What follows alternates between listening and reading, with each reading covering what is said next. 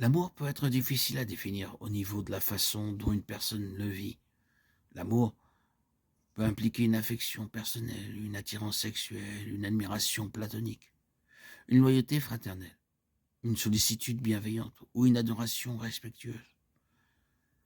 Pour répondre avec précision à la question qu'est-ce que l'amour, nous devons remonter à l'origine de l'amour. La Bible nous dit que l'amour trouve son origine en Dieu. En français, le mot amour est chargé de multiples significations. Nous aimons tout, des crêpes aux parents, mais de manière très différente. Les langues dans lesquelles la Bible a été écrite, l'hébreu et le grec, sont plus précises dans le sens où elles utilisent des mots différents pour les différents types d'amour. Les langues anciennes font une distinction entre l'amour sexuel, fraternel et familial, ainsi que le type d'amour que Dieu a pour la création et que nous pouvons avoir pour lui. Le mot yada et le mot grec eros sont les mots utilisés pour indiquer l'amour sexuel. Dans Genèse 38, Judas fait l'amour avec une femme qu'il suppose être une prostituée.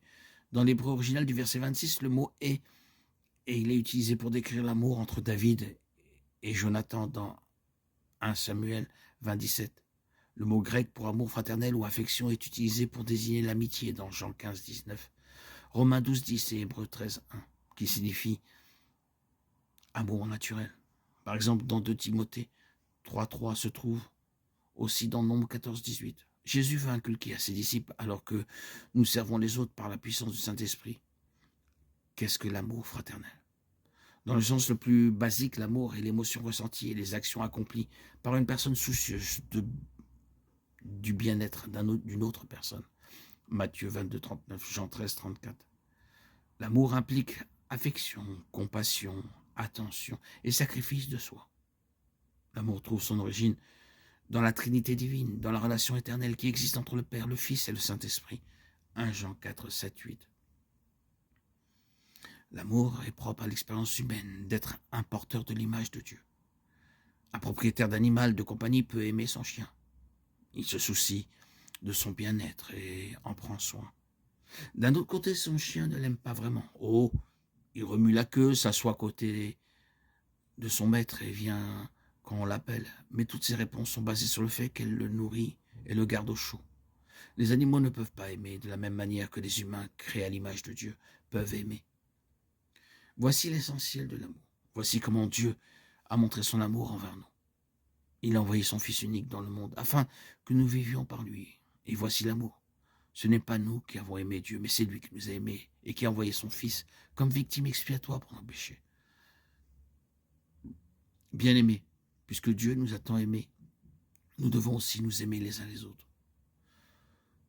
Nous aimons parce qu'il nous a aimés le premier. 1 Jean 4, 9, 11. Yada, qui signifie connaître en hébreu, et dans ce contexte, connaître charnellement ou avoir des rapports sexuels avec est utilisé dans le Nouveau Testament. Le mot grec eros n'est pas utilisé car il n'y a pas de contexte dans lequel il pourrait être utilisé. Le deuxième type d'amour est l'amour fraternel qui existe entre amis proches, quel que soit leur sexe. Il n'a aucune connotation sexuelle. C'est l'amour pour et par un ami.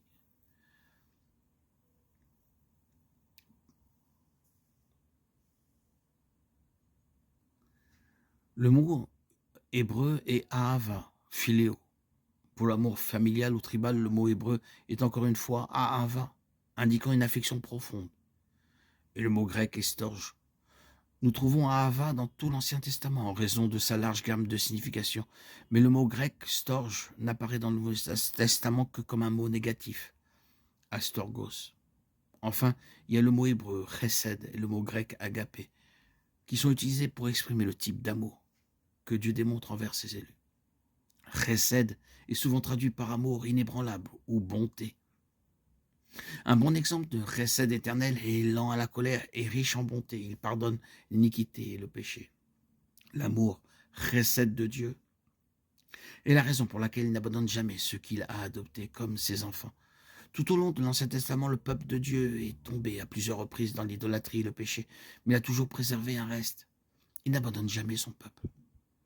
La raison en est son amour chesed. Une idée similaire se retrouve dans le Nouveau Testament avec le mot grec agapé.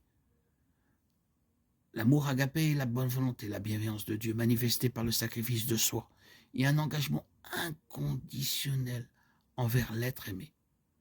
L'agapé est similaire au recède en ce sens qu'il est constant, quelles que soient les circonstances. L'amour agapé est le genre d'amour que nous devons avoir pour Dieu en accomplissant le plus grand des commandements. Aimer le Seigneur ton Dieu de tout ton cœur, de toute ton âme et de toute ta pensée. C'est le plus grand et le plus important commandement. Matthieu 22, 34, 36.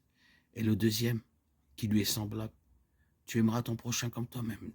De ces deux commandements dépendent toute la loi et les prophètes. Matthieu 22, 37, 40.